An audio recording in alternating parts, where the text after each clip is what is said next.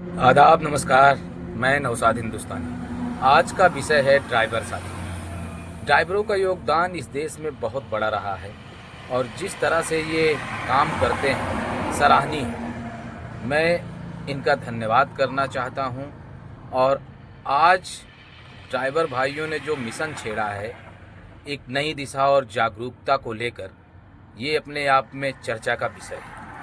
और यही उम्मीद करता हूँ आप ड्राइवर भाई किसी भी संस्था से जुड़े हैं और जुड़े रहें। ड्राइवर समाज के लिए आप अपने हक के लिए आवाज़ अपनी बुलंद करते रहें, क्योंकि आज जितनी भी सरकारें आई और गईं, ड्राइवर हित में कभी किसी ने 1% भी अपना योगदान नहीं दिया है। ये चर्चा का विषय है और सोचने की बात है। आप लोग भी मंथन कीजिएगा। आज ड्राइवर भाई को बुरी निगाहों से देखा जाता है। रोड पर अगर गलती कार वालों की होती है तो भी इल्ज़ाम ड्राइवर के सर आता है। ड्राइवर भाइयों के लिए देश में काला कानून जैसा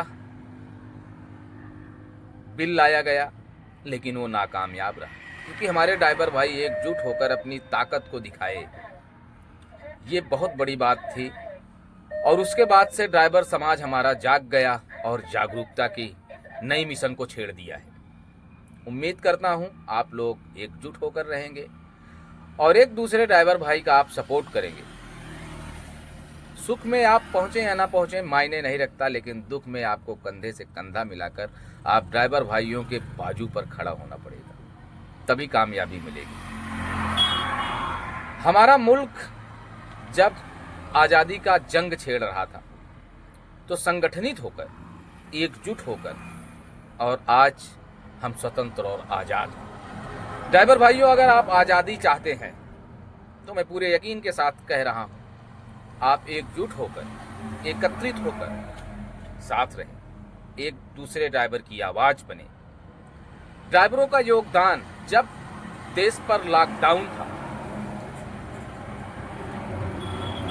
गैस, कच्चा माल, ईंधन और बच्चों के लिए दूध या और भी कई चीज़ें पहुंचाने में अहम योगदान रहा। ये कुर्बानी कोई याद रखे या ना रखे, लेकिन हिंदुस्तानी और ड्राइवर भाई को याद रखना चाहिए। बहुत बड़ी आपकी कुर्बानी थी। जब लोग सो रहे थे, जब लोग अपने घरों पे थे, आप कुर्बानियाँ दे रहे थे देश के लिए, समाज के लिए। ये भुलाई नहीं जा सकती। तो उम्मीद करता हूँ आप जिस संस्था से रहें, अपना अपना तरीके से अपना काम करते रहें और एक न एक दिन आपको सफलता मिलेगी। यकीनन ड्राइवर भाइयों की बहुत बड़ी देश के प्रति कुर्बानी है। मैं आपका दोस्त हिंदुस्तानी, किसी न किसी मोड़ पर हम फिर मिलेंगे। और इस वक्त मैं रोड पर हूँ। शुक्रिया।